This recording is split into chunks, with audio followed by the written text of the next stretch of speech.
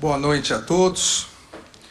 Eu inicio cumprimentando a excelentíssima senhora presidente do Supremo Tribunal Federal e do Conselho Nacional de Justiça, a ministra Rosa Weber, o excelentíssimo senhor presidente do Senado Federal e do Congresso Nacional, o senador Rodrigo Pacheco, também cumprimentar os ministros do Supremo Tribunal Federal aqui presentes, ministro Gilmar Mendes, nosso decano, ministro Ricardo Lewandowski, também vice-presidente do Tribunal Superior Eleitoral, ministra Carmen Lúcia, ministro Dias Toffoli, ministro Luiz Fux, ministro Luiz Roberto Barroso, ministro Luiz Edson Fachin.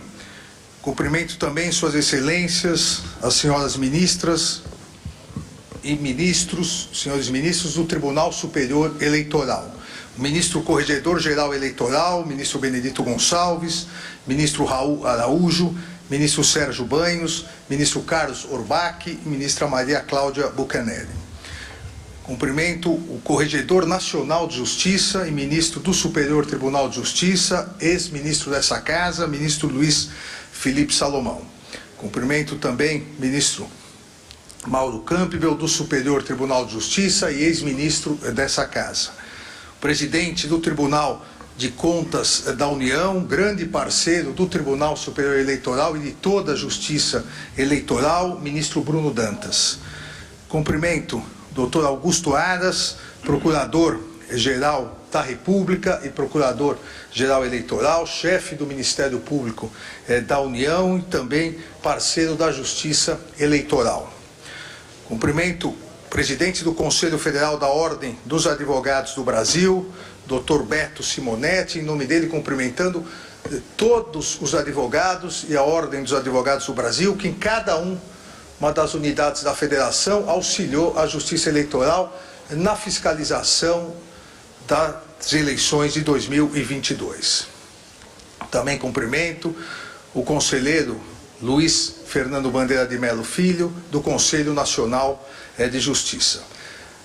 Quero cumprimentar todos os integrantes das importantíssimas missões internacionais de observação eleitoral aqui presentes.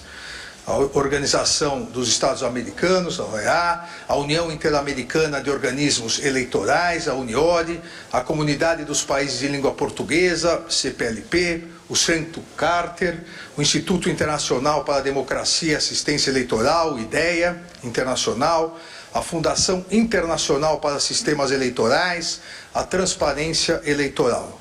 Também cumprimentar senhores e senhoras embaixadores, embaixadoras de mais de 50 missões diplomáticas sediadas em Brasília. Cumprimentar o professor Fernando Scaff, da Universidade de São Paulo, na pessoa de quem cumprimento os integrantes das missões de observação eleitorais nacionais. Também cumprimentar a presidente da Associação de Magistrados do Brasil, a juíza Renata Gil, em seu nome cumprimentar todos os juízes eleitorais que em cada uma das zonas eleitorais desse país auxiliaram cada um deles a que essa eleição chegasse com absoluto sucesso ao seu final. Cumprimentar Dr. Ubiratã Caseta, presidente da Associação Nacional dos Procuradores da República, e também em seu nome agradecer todos os procuradores que participaram das eleições. Cumprimentar o Dr. Manuel Murrieta, presidente da CONAMP, Associação Nacional dos Membros do Ministério Público. Senhores e senhoras, encerramos esse importantíssimo momento, as eleições de 2022, com o maior número de votos em candidatos da história brasileira, percentualmente e em termos absolutos. Encerramos até agora, estávamos no momento em que iniciamos com 99, quase 99,9, 99,8, 84% dos votos apurados, com a vitória do candidato Luiz Inácio Lula da Silva, com aproximadamente 50,9% dos votos, contra o candidato e presidente Jair Bolsonaro, 49,1% dos votos.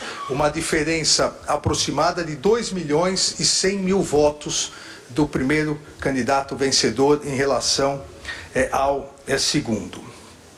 Quero também proclamar aqui o resultado dos estados. Foram eleitos Alagoas, o governador Paulo Dantas, Amazonas, governador Wilson Lima, Bahia, governador Jerônimo, Espírito Santo reeleito, governador Renato Casagrande, Mato Grosso do Sul, governador Eduardo Ridel, Paraíba, governador João, Pernambuco, a governadora Raquel Lira, Rondônia, governador Coronel Marcos Rocha, Rio Grande do Sul, governador Eduardo Leite, Santa Catarina, governador Jorginho Melo, Sergipe, governador Fábio, e São Paulo, governador Tarcísio. Quero, antes de fazer algumas considerações importantes sobre a eleição, também, antes que me esqueça, agradecer a todos os parceiros da Justiça Eleitoral, além do Ministério Público, além das comissões de observação internacional, além da Ordem dos Advogados do Brasil.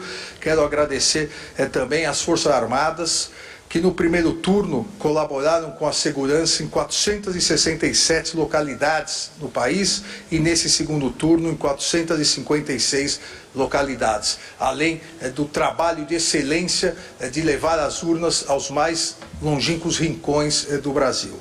Também agradecer, isso foi muito importante para a segurança, a paz e tranquilidade nas eleições, o Conselho dos Comandantes Gerais das Polícias Militares do Brasil e o Conselho de Chefes de Polícia Civil, que, constituindo um núcleo de inteligência junto ao Tribunal Superior Eleitoral, nos deram a tranquilidade necessária para que pudéssemos ter as informações rápidas, precisas, para que assim pudéssemos tomar as melhores decisões. E agradecer os 27 tribunais regionais eleitorais que atuaram, como sempre, com grande vigor, competência e enorme espírito público e democrático.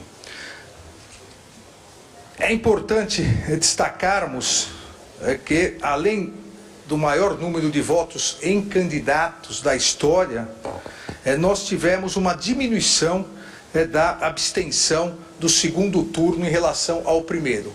Em todas as eleições anteriores, houve sempre um aumento, uma tradição natural, um aumento de abstenção do primeiro para o segundo turno. Só para se ter uma ideia, na eleição de 2018, no primeiro turno a abstenção foi 20,33%, no segundo turno 21,30%.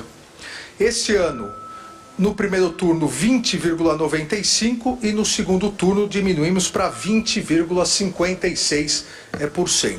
Mas mais do que isso até, além da menor abstenção, houve uma diminuição dos votos em brancos e nulos.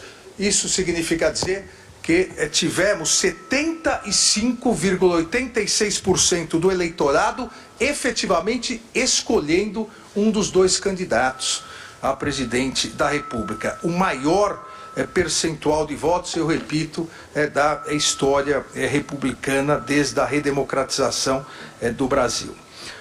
Uma outra observação importantíssima, corroborando o que disse aqui para a imprensa na primeira coletiva de hoje, é que não houve aumento na abstenção do Nordeste, como vários estavam entendendo, em virtude, eu diria até de uma proliferação de notícias que serão todas elas apuradas, mas como eu disse anteriormente e reitero aqui, mesmo aqueles veículos, aqueles ônibus que tiveram foram parados, tiveram operações, todos eles não voltaram à origem, seguiram ao seu destino. A abstenção, que no Nordeste já é menor que a média nacional, constantemente, no primeiro turno foi 19,53%. E agora, no segundo turno, foi 19,29%. Ou seja, uma diminuição na abstenção. E mais, nos 3 estados onde houve eu diria, recorrência de denúncias sobre operações da Polícia Rodoviária Federal nesses três estados. Nesses três estados, começou a dar eco aqui. Nesses três estados houve também uma diminuição da abstenção. Em Alagoas, eu pediria que quem estiver causando eco, porque está passando ao vivo, diminuísse, porque senão fica ruim para todos ouvirem.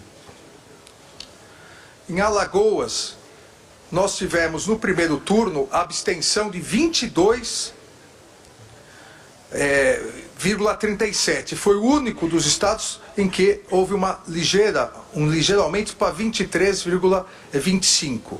Na Bahia, onde houve a maior concentração de operações da Polícia Rodoviária Federal, a abstenção caiu de 21,33 para 20,47.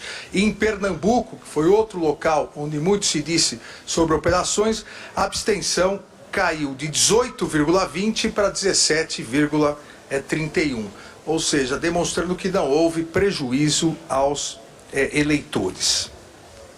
Nós conseguimos, com isso, concluir uma eleição extremamente polarizada, uma eleição que demonstrou nessa polarização o aumento do número de votos em candidato, uma diferença de 2 milhões, aproximadamente 2 milhões e 100 mil votos, mas o mais importante de tudo, tanto no primeiro quanto no segundo turnos, nós tivemos uma eleição pacífica, uma eleição tranquila, uma eleição com segurança. O eleitor se dirigiu à sua sessão eleitoral, votou tranquilamente, retornou para sua casa sem maiores problemas, sem qualquer confusão. Nesse segundo turno, o problema das filas foi resolvido, nós não tivemos problemas com filas e tivemos um número ainda menor de ocorrências pequenas em relação ao primeiro turno. Com isso, as eleições, essa etapa importantíssima das eleições de 2022, ela se encerra com a vitória da democracia, com a vitória da sociedade, com a vitória dos eleitores que compareceram. E, novamente eu repito, não existe país no mundo, nem as menores democracias, mas muito menos uma democracia com 156 milhões de eleitores, com mais de 124 milhões de eleitores comparecendo para votar, nenhum país do mundo que exatamente ou aproximadamente 3 horas e meia, 3 horas e 40 depois do término das eleições, proclama o resultado com absoluta segurança, eficiência e competência. Eu quero aqui agradecer a todos os servidores da Justiça Eleitoral que realmente vestem a camisa, trabalham diuturnamente para que a vontade do eleitor depositada nas urnas eletrônicas são patrimônio nacional, e espero que a partir dessa eleição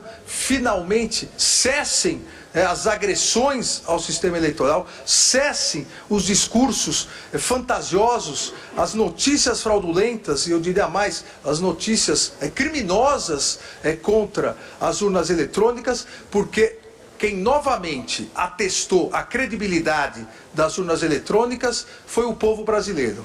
Quem novamente atestou a credibilidade das urnas eletrônicas foi o eleitor e a eleitora que vieram votar. E vieram votar porque confiam no sistema eleitoral brasileiro, confiam nas urnas eletrônicas e confiam na justiça eleitoral. Muito obrigado.